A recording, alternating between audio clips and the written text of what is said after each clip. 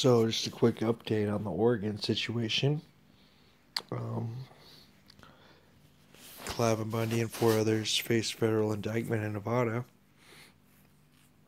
And before I even scroll down to the article, I can already pretty much guess who it is. It's the three Bundy guys, and it's probably Peter Santilli. We scroll down here. Oh, I guess Ryan Payne is in this as well. They face federal indictment along with Clive Bundy in the Bundy Ranch situation. So, on top of what they're already being charged with for what's going on in Oregon, each one of the four has been charged with 16 felonies. Conspiring to commit an offense against the United States, impede a federal officer. I mean, just look at all this stuff. Interstate travel and aid of extortion. It also levels 5 counts of criminal forfeiture against each defendant. If convicted of the offenses, they would have to forfeit property obtained from the proceeds of their crimes totaling at least $3 million, including cattle at the so-called Bunkerville allotment and Lake Mead National Recreational Area in Nevada. It would also have to forfeit arms and ammunition used in the April standoff with the federal authorities. And we all know why they're doing this, but they state it pretty clearly right here. The rule of law has been reaffirmed with these charges. Persons who use force and violence against federal law enforcement officers who are enforcing court orders and nearly causing catastrophic loss of life or injury to others will be brought to justice. This indictment sends a resounding message to those who wish to participate in violent acts that our resolve to pursue them and enforce the law remains unwavering. And they're calling this thing in Nevada a massive armed assault. Okay. So they're basically telling you, which I already said they were doing, is they're sending a message. You don't fuck with the U.S. government. You fuck with us, and you're going to feel our wrath. I told y'all when they released that video of the FBI shooting LaBoy Finicum, which I was pretty surprised that they did, especially in a high-profile thing like this, regardless of what you thought about what the video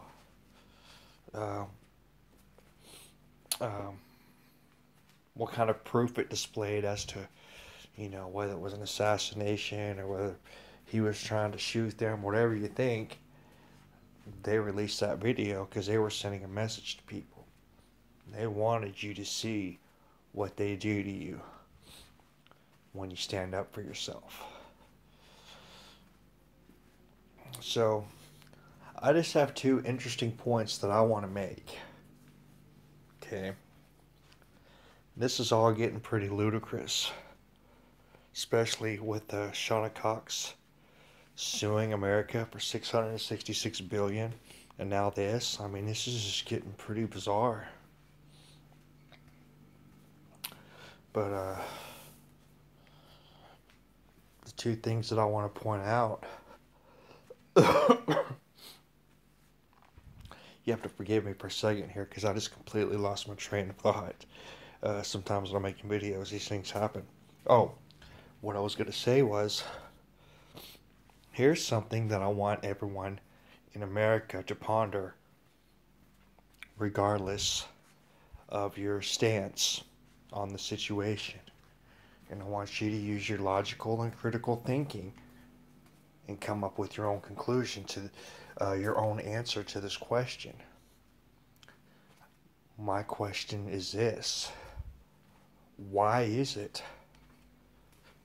when it comes to ranchers and Americans trying to stand up and protect themselves from the constantly overreaching BLM, who is, by the way, receiving lawsuits.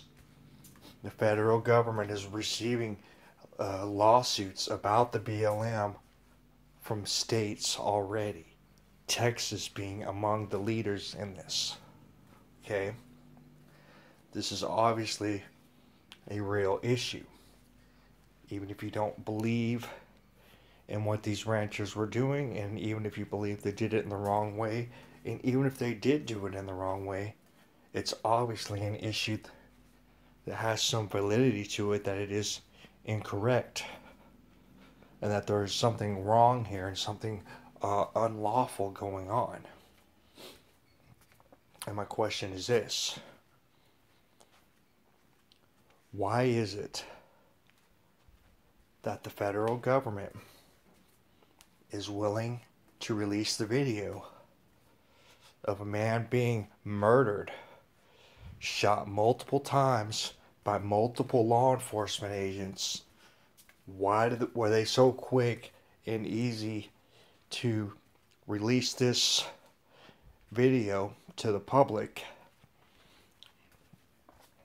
But we have questionable circumstances about a Supreme Court justice dying, but they absolutely refuse to do an autopsy on our single most constitutional Supreme Court justice, unquestionably. Why do you think that is? That's just something for you to think about. There's another point that I want to make here, and it's a different situation, but I think it's very applicable to the situation here in Oregon. And I want you guys in America to consider this. I'm going to show you a clip that I put on one of my other videos from Judge Napolitano, and I want you to hear what he has to say about the situation in the Supreme Court and what led them to land this historic ruling against the Environmental Protection Agency, another controversial government agency. I want you to hear what he says about it, and then I'm going to give you a couple thoughts. So just let me hop over here real quick, and we'll let you have a listen. Here we go.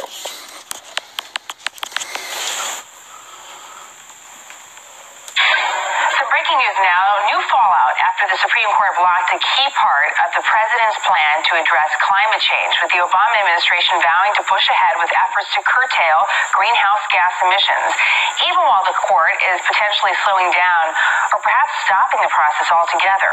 The Supreme Court granting a stay request from more than 24 states and utilities and coal companies after they claimed the regulations amounted to a, quote, unprecedented power grab. Joining us now, Judge Andrew Napolitano, Fox Senior Judicial Analyst. The White House coming out with some comments just over the last few minutes, Judge, on this and a gaggle that's taking place as the president is in flight today.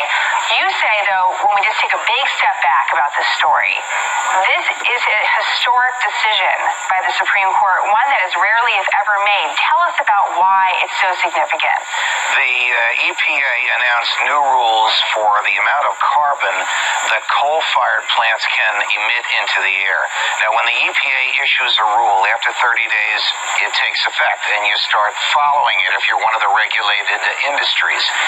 And if you challenge the rule is enforced even while you are challenging it, so it stays in effect during the litigation challenging it. So after the EPA issued this rule, and after a number of coal-fired plants and 29 states challenged it, the court decided that the rule would stay in effect. These challengers then appealed that decision to the Supreme Court of the United States, and yesterday it did something it has never done in history. It reached down to a a lower court and said, you, lower court, will prevent the EPA from enforcing its own rules while they are being challenged. That has never happened before. Why do you think it did, Judge, in this case? Because the last time the Supreme Court overturned a decision of the EPA, it took $10 billion in costs for the entities that were regulated to comply with a rule that the Supreme Court eventually threw out. So rather than making these power plants waste all these billions, because when you're regulated by the EPA, you pay the EPA for its costs of regulating you. So I want to pause that right there before I jump back into this. Obviously, this is the big decision, but you heard what they just said right there, right? When the EPA regulates you, you have to pay the EPA to regulate you. Are you kidding me? I mean, is it just me, or is this absolutely stupid? Not only are they going to be stuck under these strict regulations, which they're going to have to keep spending money, millions and billions of dollars from time to time to meet these EPA standards, but they have to pay these people to regulate them. And just to jump back to this hot topic over in Oregon, the people in Oregon are getting regulated by the BLM, and they're having to pay them money to get regulated as well. So when is the Supreme Court, since they've already smacked down the EPA twice, when will they start doing this to the BLM? Rather than making these people do this for a rule that will probably be thrown out anyway, the court has decided to bar the enforcement of the rule during the pendency of the litigation, something it never did before. The EPA is supposed to be filled with experts, scientists who know what they're doing, and therefore there's a presumption that what they do is lawful. The Supreme Court effectively, yesterday, reversed that presumption. Okay, but the Supreme Court doesn't... So the Supreme Court just reversed the assumption that what the EPA is doing is lawful. All right, guys, and this is something that y'all need to pay attention to, and y'all need to make sure that other people are paying attention to.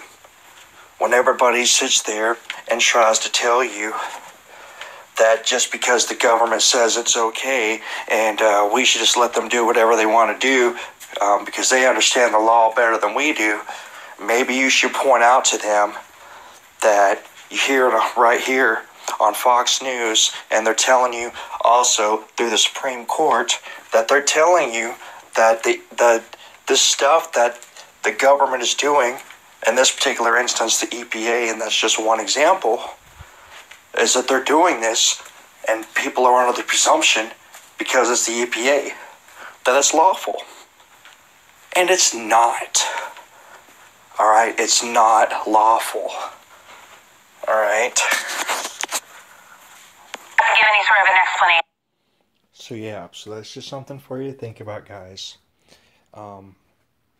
That's why the Supreme Court stopped this thing with the EPA.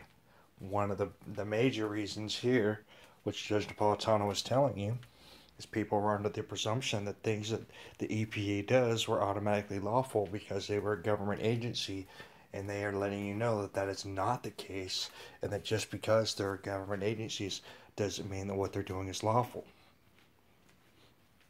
Okay, and there's a whole bunch of people out there, a bunch of our federal and state officials, lots of governors who all say that what the BLM is doing is not lawful and it's not constitutional, and I don't understand why the Supreme Court was so easy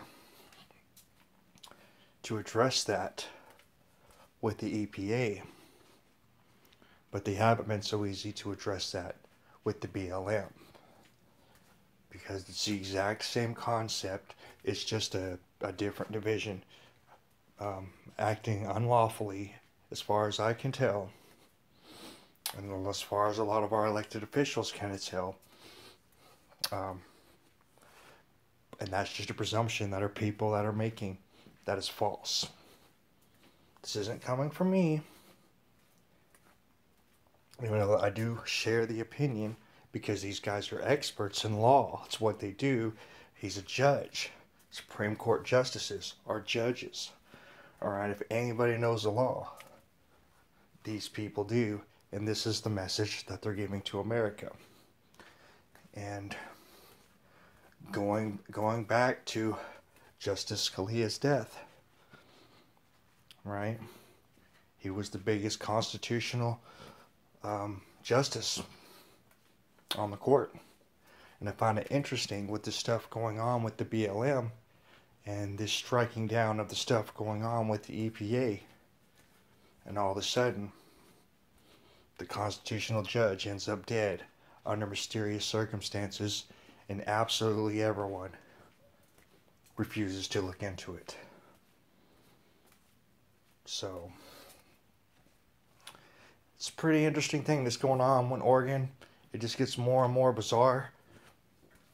And what's closely related is what's going on with the BLM is to what was going on with the Environmental Protection Agency.